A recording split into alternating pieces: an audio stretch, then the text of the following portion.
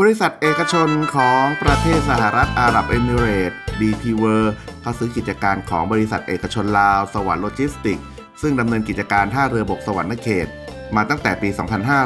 2559 ส่งผลให้บริษัท DP World ได้รับสิทธิ์ในการบริหารจัดการพื้นที่ในโซน C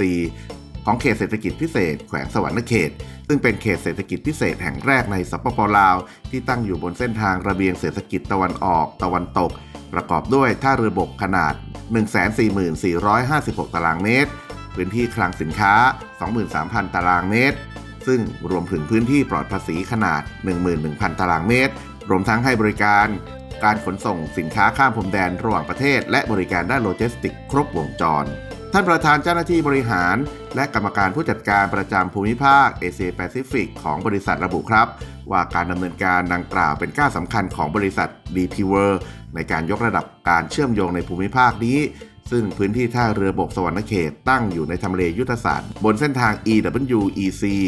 ใกล้กับท่าเรือจุดหมายและปลายทางการขนส่งภายใต้การดำเนินงานของบริษัท